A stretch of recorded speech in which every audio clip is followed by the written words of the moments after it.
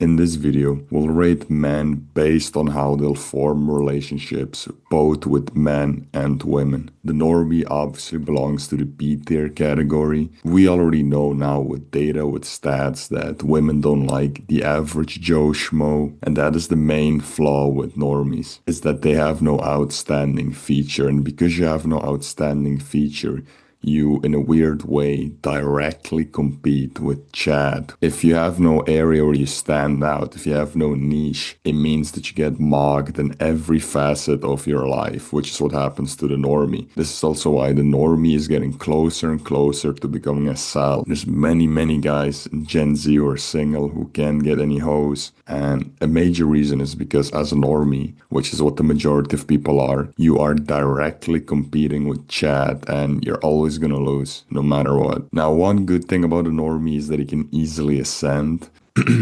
I've said this stuff a bunch of times already on this channel, but most of you watching this are normies, at least when it comes to looks. So was I. I was a 4, which is like a low tier normie. So if you actually look smacks, you can definitely ascend and, get actual proper desire for women, therefore form better relationships. As for your relationships with men, it's very easy for you to fit in as long as you have a good personality. Yes, the whole personality meme is actually true for normies, at least when it comes to men. If you have a good personality, it will be way easier for you to fit in and, have a bunch of fun with other guys and form like these friendships. Whereas if you're boring as fuck, then nobody wants to be around you, at least when it comes to men. Because here's the thing when it comes to men, right? At least the straight man, which is 99% of men you're gonna meet, they're not trying to fuck you. So they don't really care what you look like. The thing they'll look at primarily is your personality. It's women who will judge you by your looks, not men. So as long as you have good personality, you'll fit in and it won't be too hard. But again, the normie's going to the B tier because, yeah, it's not, life isn't super hard for him, but it's not easy either. It's just there. It's just average. All right, next is the autist. The autist is going either into the C or the D tier. We already know now through data that it's pretty much over for men who are autists. Only about 10% of autistic men can have a long-term relationship compared to 90% of neurotypicals. These are the normies. So yeah, if you're an autistic man, you're pretty much doomed, especially in this day and age where women flake, ghost, do all that stuff. Now, as for men, again, it depends on the type of autism that you have. If you're this very smart autistic guy, guys will respect you more because I'm not going to repeat myself too much, but guys are not trying to fuck you. If I see you at work and you're putting in the work and you're very efficient, you're very good at it, I'm going to have some level of respect towards you, regardless if you're ugly, regardless if you're autistic, I don't care. And that's also what I've seen. If you're the smart autistic guy, it's pretty easy to fit in with other men. But if you're autistic and dumb, this is where God gave you the hook and the jab, because now you're doomed. Now you have the horn effect because you're autistic, but because you're dumb, guys won't respect you either because now you can't even put in the work. So all in all, I'm going to put being an autist in D tier. It is very hard. I think people who are born autistic, men who are born autistic, they are living on nightmare difficulty.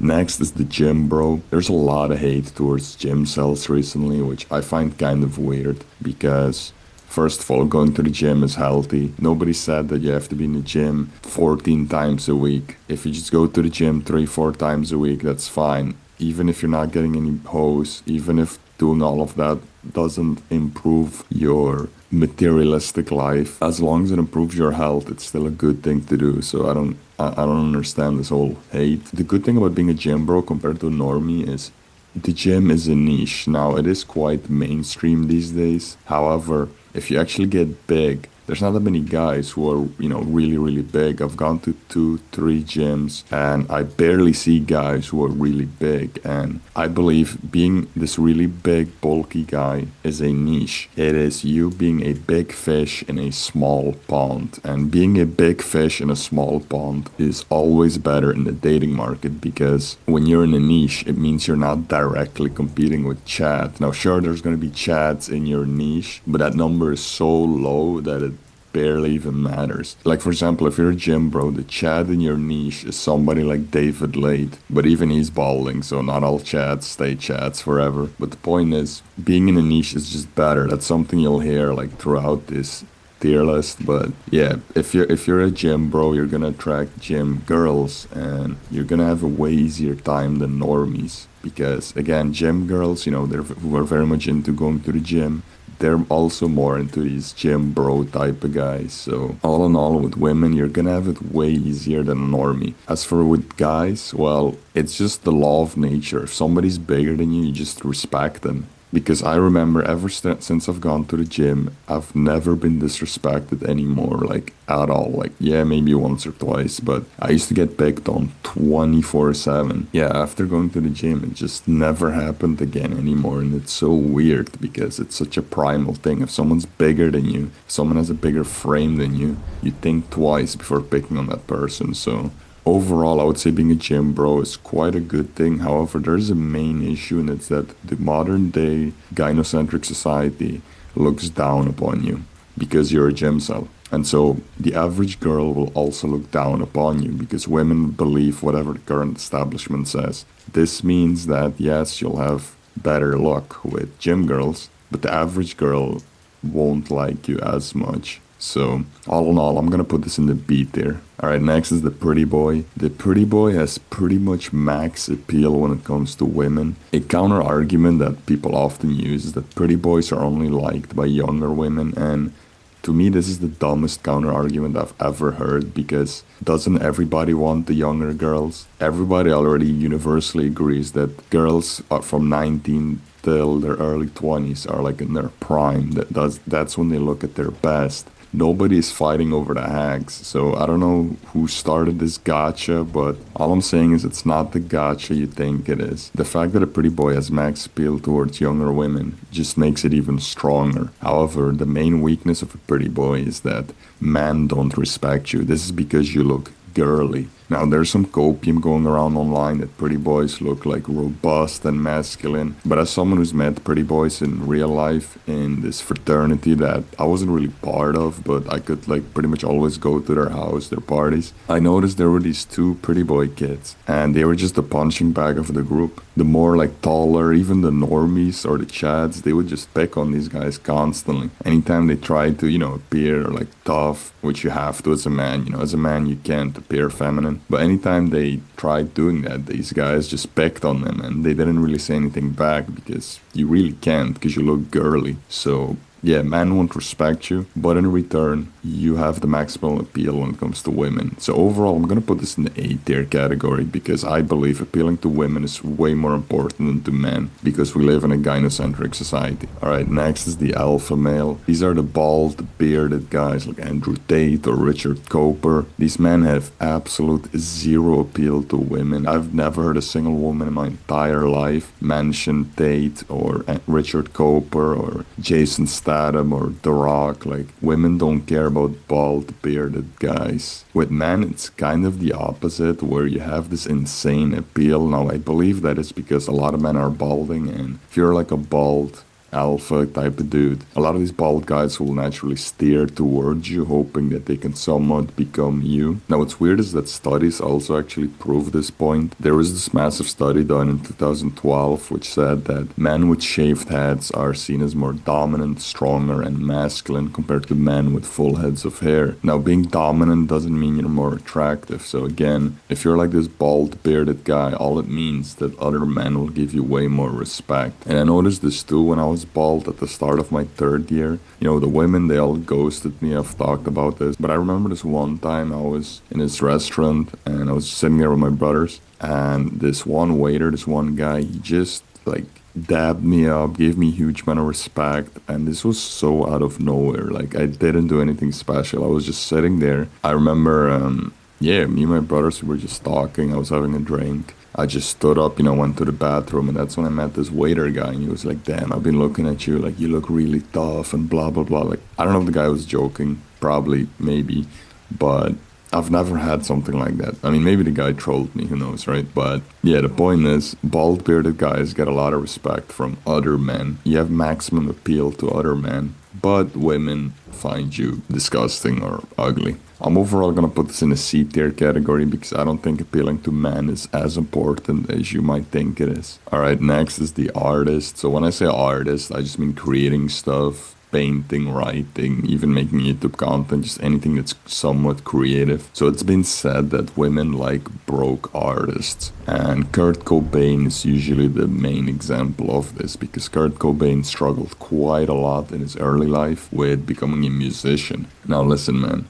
I love to cope as well. From time to time, I play my video games. From time to time, I have a drink. I go out. But Kurt Cobain was a handsome man. The fact that women date broke, attractive guys isn't a secret. It still happens to this day. These women dated Kurt Cobain despite of him being an artist, not because of it. Because let's flip the coin. George R. R. Martin also cited that he struggled quite a lot with women early on in his life. So where was his harem? Because he was also an artist, he was a writer. Where were these girls? I thought they were attracted to broke artists. It's just a complete cope. It doesn't matter if you're an artist or not. Women don't care about that. Now, as for men, I genuinely don't know how men perceive an artist because I have met zero artistic men in my entire life. Most men just follow the simple 9 to 5 route. I have met a few girls who are more, artistic. They're more into drawing, stuff like that. But yeah, as for men, I've never met an artistic man in my life. Realistically, I'm gonna put the artist in D tier, but I'll put him in a C tier just because society as a whole needs more artists. I think one huge problem of this consumer society we live in is, well, it's riddled with consumerism. Alright, next is the nerd. The nerd is a weird one because I'm pretty much a nerd myself, and so obviously I'm gonna have very mixed opinions on this, and I'm gonna be probably a little bit biased. But when I say nerd, I'm gonna assume that you're smart academically at least, so you at least land a good job like an engineer or something. So with these academically smart nerds, we can divide them into two types of nerds.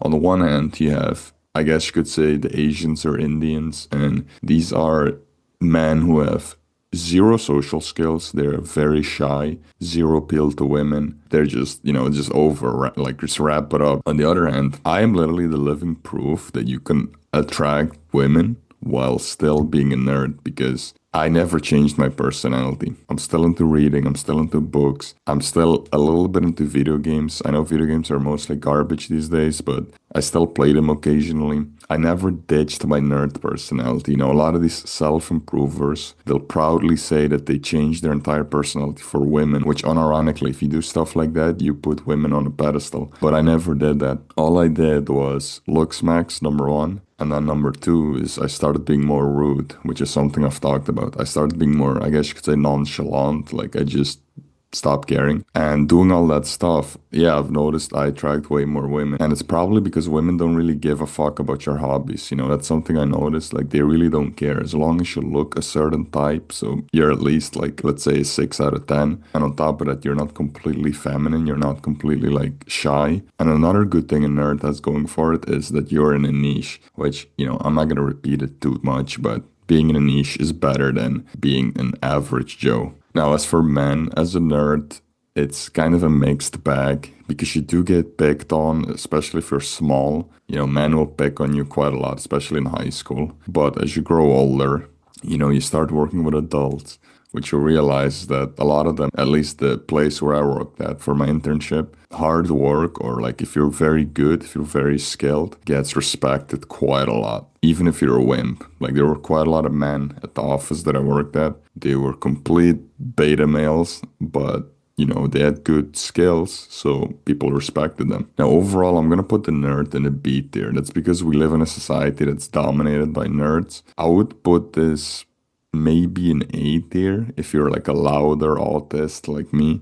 But yeah, overall, like most nerds are just shy and yeah, you just have zero appeal to women. And maybe I should just put this in C tier.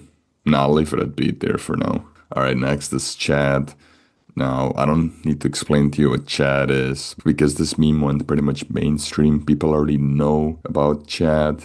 People know that Chad can do anything and women still like him. This isn't some secret anymore. Very good examples, Richard Ramirez and Jeremy Meeks. The same thing actually goes for men. Something that's not talked about enough in this space is how men also value looks. Now, as I've already mentioned earlier, men don't value looks as much in each other because, again, I'm not trying to fuck you, but we do still value it somewhat. And so when you meet someone who's like in the upper echelon, you meet a Chad, you automatically look up to him in a weird way. And this is especially true if the Chad also has a Chad quality, which usually he has. I remember going to the gym, being a proper gym, so doing my bench press, my squats, deadlifts. But this one day, there came this very tall Chad guy who looked like Austin Wayne, kind of. I remember this guy did like 40, 50 pull-ups without breaking a sweat. And that inspired me to start doing pull-ups. As of right now, I can do about 8 pull-ups. But this is like a prime example of how Chads inspire men, how they have some qualities that, I don't know like how to describe it, but it's really intoxicating. Let's just say it that way. So yeah, the Chad is going to the S tier category. He gets the full respect from men and women lust after him. All right, next is the conspiracy theorist. As for women, it's pretty much over. Wrap it up.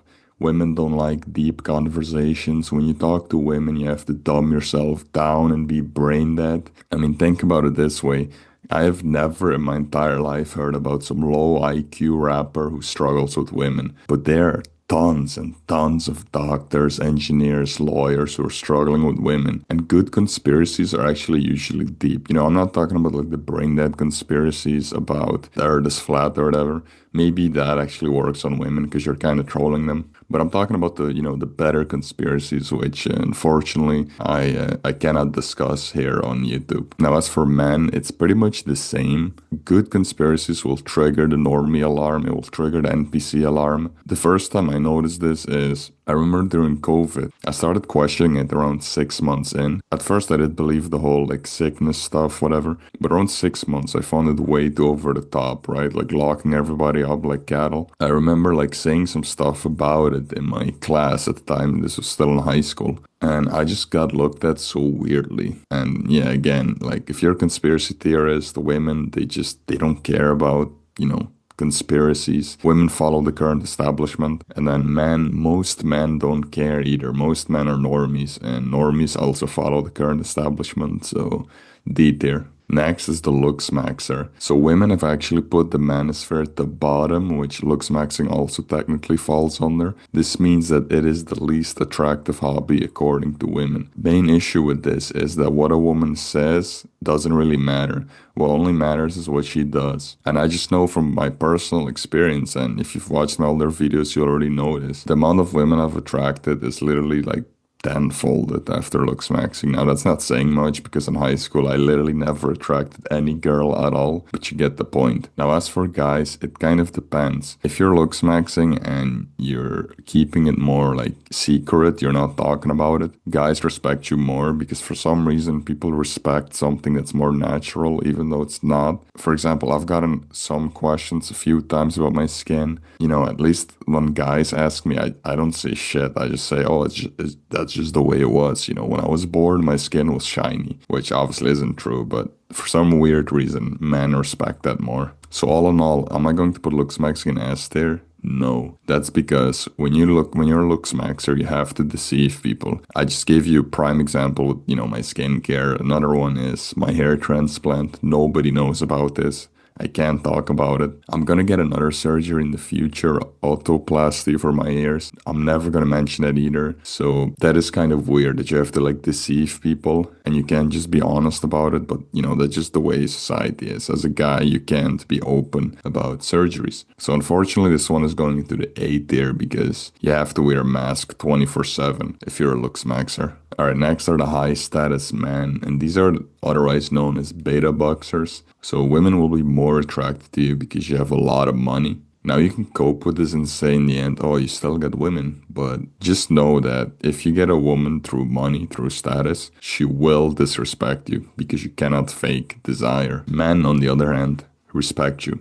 Now they'll be jealous, they'll call you names, but in a weird way, almost every single man on this planet, especially in the West, looks up to someone who has a lot of money because every single guy knows that once you get a good amount of money in life, you basically complete life. So overall, I'm gonna put this in the B tier category. Now this should be A tier because if you have a lot of money, you can also looks max. But what I've noticed is that a lot of high status men think they are above looks maxing. They think that they don't need looks because they're rich, which is one of the stupidest points I've ever heard. You have all the money in the world to get any surgery that you want, but you think money is enough. No wonder so many of these guys end up in divorce. Now, I know you might say that the high earners divorce less than the, average income people, but I think 30% is way, way too much, especially considering that she will take a bigger cut. The 50% she gets, that cut will be way bigger when you're rich. So yeah, overall B tier. Alright, finally is the thug maxer.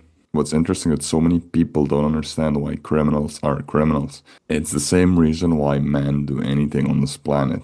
And the answer is women. Anything a guy does, you can like trace it back to women. Even me recording this video in a weird way is for me to get women if you trace it back far enough, because you can say, oh, then you get views, and through the views you get ad revenue, and then through the ad revenue you can get a surgery for looks. You know what I mean? Like you can trace a lot of stuff back to women. And yeah, being a criminal is no different. I've noticed personally, like once I went fully into my nerd niche, I have attracted zero brown girls. I am not kidding. Which is weird because you would think, because I'm the same race as them, that I would easily attract them. But a lot of these like brown girls, they're more attracted to these thugs. And if you're not a thug, then it's kind of over for you. Like it's kind of over for you. Like at least, if you want to get with these girls. A lot of black guys already know this. But yeah, it's pretty much the same in Europe. If you're like Middle Eastern and you're not a thug, Middle Eastern girls don't really want you because to them you appear white. Now, as for men, the lower end of society will respect you since they think you're tough, you're hard. But anyone who has triple digit IQ looks down upon you and sees you as a cockroach. I'm gonna put these guys in C tier, the thug maxers, because while they are parasites, in the end they do get women. I've never heard a rapper say they do not get women. But yeah, that's pretty much the video. If you're wondering why my voice sounds like this, I just woke up and I wanted to record in the morning just to see, how the video is going to be. But yeah, that's pretty much the video. If you enjoyed it, feel free to give it a like and a comment. And yeah, that's it.